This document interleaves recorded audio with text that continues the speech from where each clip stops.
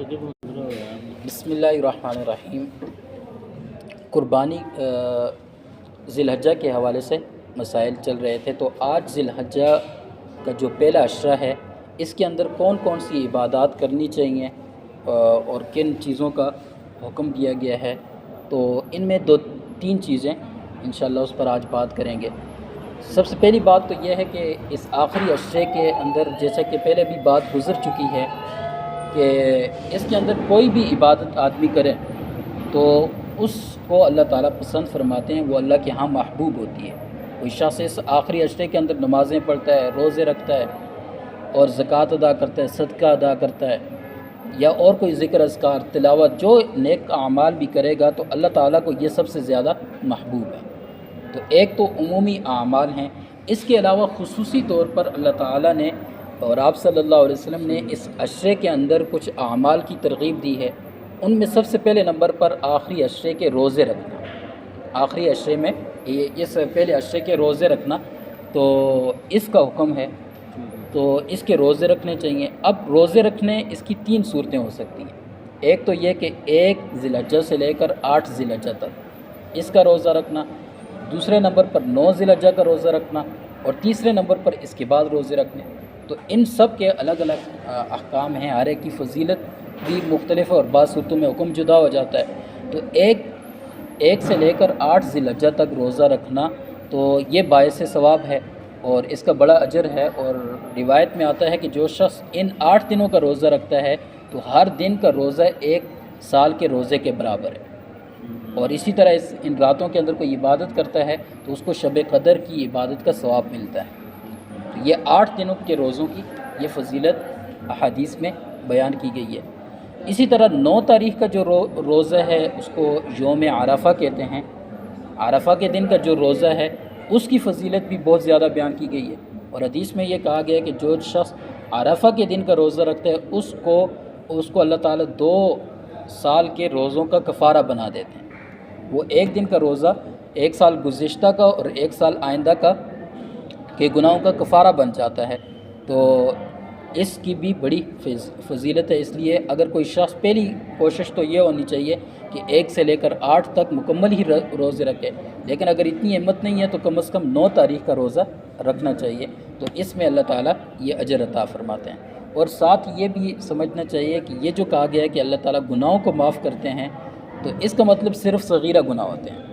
کبیرہ گناہ جو ہیں ان کے لیے معافی مانگنا ضروری ہوتی ہے، اس کے لیے توبہ کرنا ضروری ہوتا ہے، اور بعض گناہ ایسے ہوتے ہیں جس کے لیے اگلے کا حق ادا کرنا ضروری ہوتا ہے، اس کو جب تک ادا نہیں کریں گے تو معافی نہیں ہوگی۔ اس لیے یہ جو مطلب ہے تو اس کا مطلب یہی ہوتا ہے کہ اللہ تعالیٰ صغیرہ گناہوں کو معاف کر دیتے ہیں اور کبیرہ گناہوں سے پھر معافی کی توفیق بھی عطا فرما دیتے ہیں۔ تو یہ 2 چیزیں، تو یہ 2 حصے جو ہیں ان کے روزوں کی فضیلت ہے۔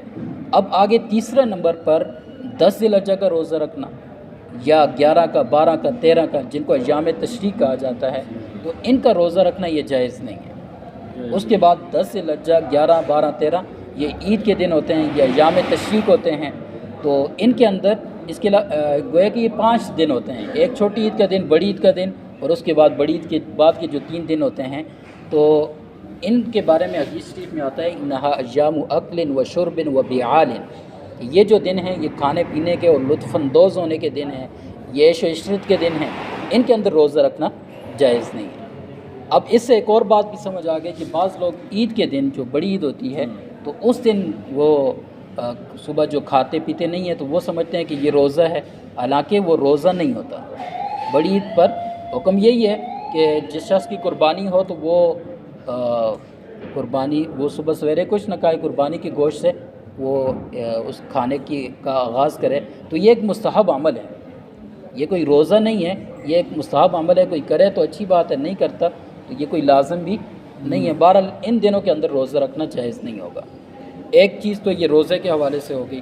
دوسرے نمبر پر ان دنوں کے احکام جو ہیں، یہ ان دنوں کے اندر ناخن کاٹنا یا بال کاٹنا وغیرہ جسم کے کسی بھی حصے سے، تو اس کا حکم بھی یہ ہے۔ حضرت ام سلمہ رضی اللہ عنہ کی روایت ہے کہ آپ صلی اللہ علیہ وسلم نے فرمایا کہ جب یہ عشرہ ذی الحجہ کا عشرہ شروع ہو جائے اور کوئی شخص قربانی کرنا چاہے تو فلا یأخذن شعرا ولا یقلبن ظفرا، یہ فرمایا کہ وہ بالوں کو بھی نہ کاٹے اور ناخن بھی نہ کاٹے۔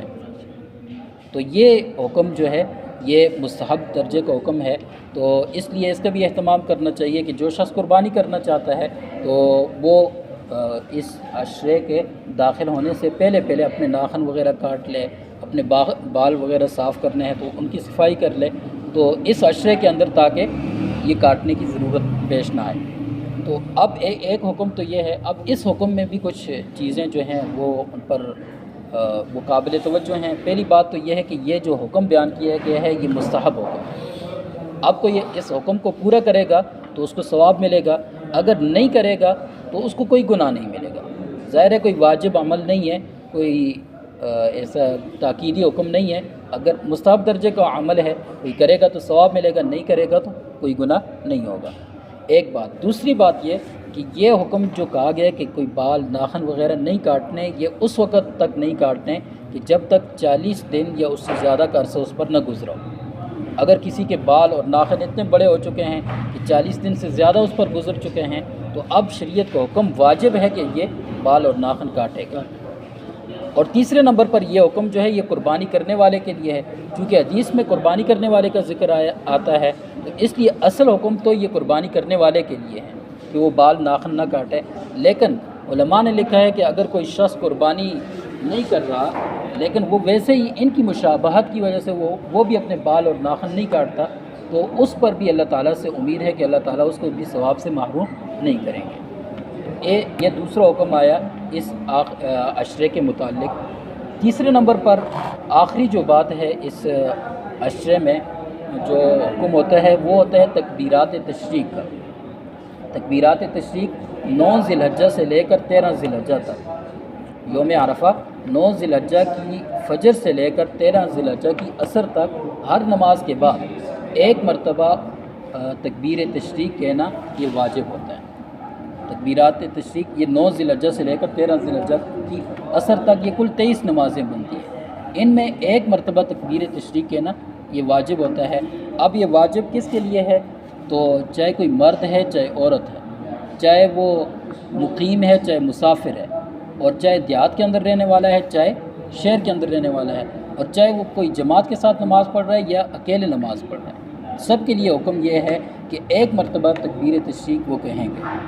ہاں البتہ مرد ہے تو وہ اونچی آواز سے کہے گا، عورت ہے تو پھر اس کے لیے حکم یہ ہے کہ وہ آہستہ آواز سے کہے گی۔ تو ایک مرتبہ یہ کہنا ہے، اور تکبیر تشریق یہ ہوتی ہے اللہ اکبر لا الہ الا اللہ واللہ اکبر وللہ الحمد، یہ ایک مرتبہ کہنا ضروری ہے۔ اس لیے تمام فرض نمازوں کے بعد اس کو کہنا چاہیے۔ البتہ اگر کوئی شخص فرض نماز کے بعد بھول جاتا ہے تو اگر کچھ دیر بھول گیا فوراً یاد آ گیا ہے، نماز کے کوئی منافی کام نہیں کیا تو پھر تو کہہ سکتے ہیں دوبارہ، لیکن اگر اس نے نماز کے منافی کوئی کام کر لیا، باتیں کر لی بیچ میں یا مسجد سے نکل کر چلا گیا، تو اب یہ تکبیرات تشریق کی قضا نہیں کرے گا، بلکہ صرف اس کے توبہ اور استغفار کا حکم ہوگا، اس کی قضا نہیں ہوتی۔ اسی طرح اگر کسی کی کوئی نماز فوت ہو جاتی ہے ان دنوں کے اندر اور وہ اس نماز کی قضا اسی سال کے اندر انہی ایام کے اندر اس کی قضا کرتا ہے، تو اس قضا نماز کے بعد بھی وہ تکبیرات تشریق کہے گا۔